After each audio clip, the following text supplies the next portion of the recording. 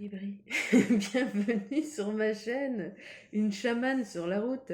Alors j'ai pas encore commencé la route à l'heure où tu vois cette vidéo, mais j'avais à cœur d'un peu expliquer quelle était ma démarche, sans non plus trop me justifier, parce que à la base, l'idée de tout abandonner, de tirer un trait sur ma vie actuelle pour passer dans le dénuement le plus complet, enfin le plus complet, je me suis quand même gardé un peu de confort parce que justement on est dans une société qui nous le permet. Alors voilà, j'ai quand même voulu garder un peu de confort dans ma voiture avec un matelas gonflable et des technologies qui vont avec.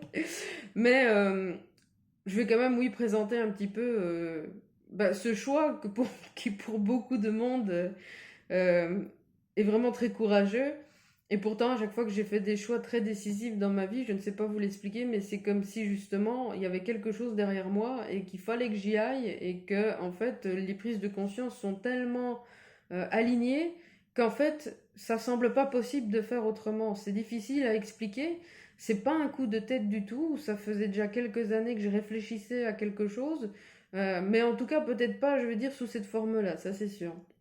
Alors une chamane sur la route a pour but justement de vous montrer que dans cette société qui nous fait croire qu'on est très lié à des statuts sociaux, à une place, à de l'argent, eh bien non, on peut faire d'autres choix. Alors bien sûr, je vous présente ce choix et quelque part, je vais dire, c'est un peu facile pour moi parce que je suis célibataire, je n'ai pas d'enfant, ce qui fait qu'effectivement, j'ai toute la liberté de faire les choses comme j'en ai envie.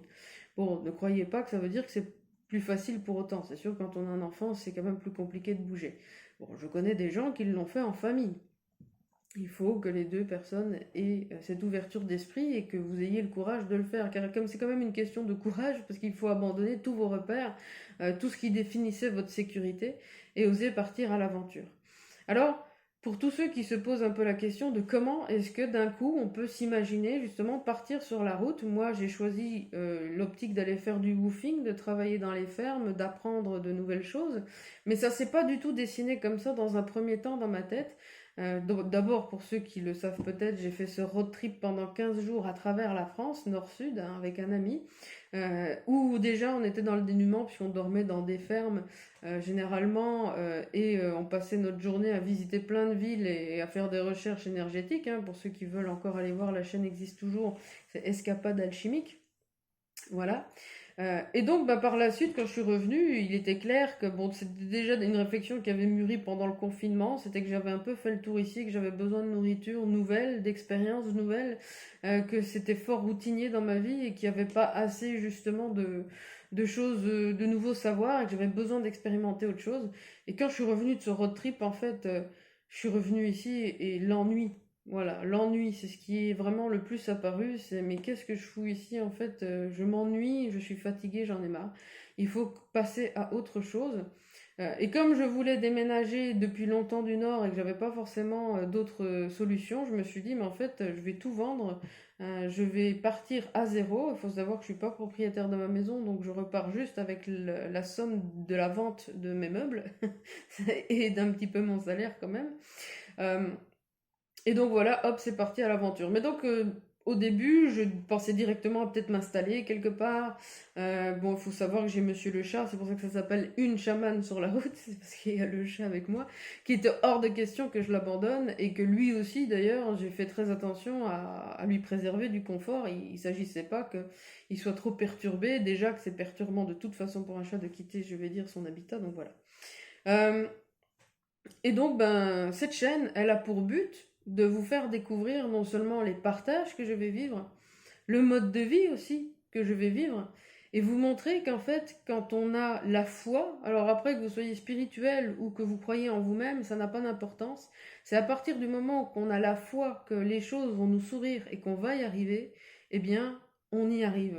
Et c'est vraiment ça que j'ai envie d'offrir à cette chaîne, c'est la pensée créatrice, la loi d'attraction. Quand on veut, on peut, on y arrive. Il n'y a pas de souci. Bien sûr, il y aura certainement des difficultés, mais j'ai envie de dire, ça fait partie du jeu. Sinon, si c'était trop facile, ça serait pas amusant non plus. Donc c'est là que les apprentissages certainement vont être générés. c'est aussi forcément du partage avec les gens, c'est de montrer que la richesse, on n'a pas besoin de partir au Pérou ou en Thaïlande pour découvrir de l'humain. On en a chez nous à la campagne, on a des gens qui se battent, qui ont besoin d'être reconnus, qui ont besoin qu'on monte leur combat. Eh bien, c'est pour ça aussi que je fais cette chaîne, c'est que je proposerai aux fermiers ou aux personnes du monde agricole qui le souhaitent, de leur faire une petite publicité en disant, bah voilà, si vous passez par là, il y a un tel, il vend ça, etc. Et ça vaut le coup parce que ce monsieur ou cette dame se bat tous les jours pour ça, voilà. C'est de reconnaître en fait le courage dans nos campagnes, la force qu'il y a chez nous, et surtout après ce post-confinement où on a beaucoup fait appel à eux, et enfin pendant le confinement, et que malheureusement cet élan est un peu tombé post-confinement pour qu'on retourne tous au supermarché. Et je vais pas, moi y compris, hein, je veux dire, je ne suis pas un modèle. J'ai quand même essayé de ménager la chèvre et le chou, mais malheureusement, c'est pas toujours possible, quoi, aussi à cause du financier, comme un peu tout le monde, j'ai envie de dire, qui le vit. Euh, et donc voilà, c'est le but de ce projet en fait, c'est de vraiment aller montrer ce qu'il y a dans les campagnes. Et puis pour moi, et ça c'est un choix que j'ai fait bien plus tard, hein, c'est l'envie d'aller apprendre l'éco-construction, la permaculture, l'autosuffisance, le zéro déchet. Vous allez me dire c'est très à la mode. Et je me dis finalement on en entend beaucoup parler, mais peut-être que si on allait sur le terrain, ça serait mieux. Et puis voilà. Et donc le woofing, ça fait déjà quelques années que ça m'attire énormément. Et puis là, je me suis dit, mais en fait, au lieu de te fixer à un endroit, puisque tu quittes quand même tout dans ta vie, bah en fait, fais le tour, quoi. Arrête-toi à plusieurs endroits. Donc il y aura des fermes, il y aura certains de mes amis qui ont déjà commencé ce travail, qui ont déjà acheté quelque chose, qui commencent déjà à tomber, à aller vers l'autosuffisance. Je voulais dire tomber dans le système de l'autosuffisance, voilà. Et donc, bah, j'espère que cette chaîne vous nourrira pleinement. J'espère que je pourrai aussi faire de futures vocations, peut-être, aux personnes solo qui diraient j'ai peur d'y aller toute seule, qu'est-ce qu'on rencontre? Ben, j'ai envie de dire je suis la pionnière, j'espère que je pourrai vous donner confiance. Euh, parce que justement, quand on sait qu'on est un peu suivi, ben, on a envie de réussir les choses, pas que pour soi, mais aussi pour les autres. Mais par contre, ça c'est très important aussi, vous voyez, je fais pas ce voyage uniquement pour de la transmission auprès de vous. C'est parce que j'ai toujours eu cette volonté que si j'apprenais quelque chose pour moi, je devais directement le transmettre. Je pense que c'est très important ça. Mais il est clair que si je fais ce voyage, si je fais ce road trip que j'espère pendant un an et demi, en fonction de mes ressources et de ce qui se passera et de ce que je rencontrerai, ça sera plus long ou moins long, c'est avant tout pour moi. Voilà. Et ça, c'est important. Si vous faites les choses, c'est avant tout pour vous, pour donner un sens à votre vie, parce que vous sentez que c'est un besoin, une envie, plus qu'un besoin, c'est même une envie, un élan du cœur, que vous avez envie de découvrir autre chose et que ça vous dépasse, ça vous transcende, comme on dit. Voilà. Et moi, c'est ce qui s'est passé. En fait, à la sortie de mon road trip, ça me transcendait. Il fallait maintenant que j'avance et que j'aille vers autre chose. Et ça s'est présenté comme ça au bon moment pour moi, après quand même beaucoup de temps de réflexion. Ça s'est présenté comme ça, et je me suis dit, voilà, maintenant la porte elle est ouverte, il faut que tu y ailles, c'est le bon moment, ça se représentera peut-être plus. Et après avoir osé, après avoir commencé cette dynamique, il faut savoir que pour rigoler, en fait, je savais pas où j'allais, que j'annonçais déjà mon départ et que je vendais mes meubles. Et les gens me disaient, mais où tu vas? Et je lui disais, je sais pas. Et les gens me disaient, mais c'est pas possible, tu sais quand même où tu vas. Et je disais, non, j'ai décidé de lancer une dynamique, voilà, j'ai mis une intention, je lance une dynamique, je ne sais pas où je vais. Et il a fallu au moins 2 bonnes semaines où j'ai beaucoup hésité, où je me disais, est-ce que c'est ça, ça, avec l'aide de tout ce que j'avais comme outil pour que finalement je me rende compte que ce que j'avais envie, c'était justement de vivre l'aventure et de passer d'un point à l'autre et de pas forcément me fixer, et déjà de directement recommencer une vie de stabilité et que puisque je lâchais tout, bah, c'était le moment d'en profiter en fait quoi. Donc voilà, donc c'est vraiment quelque chose qui se fait pas à pas. Donc j'ai décidé aussi de beaucoup témoigner parce que bon, il y a les gens, ils passent par les vidéos, ils aiment bien, donc je pense que c'est bien pour donner confiance aux gens, de montrer que voilà, il y a quelqu'un qui se lance. Puis là, vous m'avez au tout début. Et comme je dis toujours, et ça, c'est quelque chose que vous devez avoir au début de votre élan, l'échec n'est pas possible. L'échec n'est pas permis. Alors, tout simplement parce que si vous laissez une place à la possibilité que ça fonctionne pas, ben vous ouvrez une porte et une possibilité à ce que ça fonctionne pas.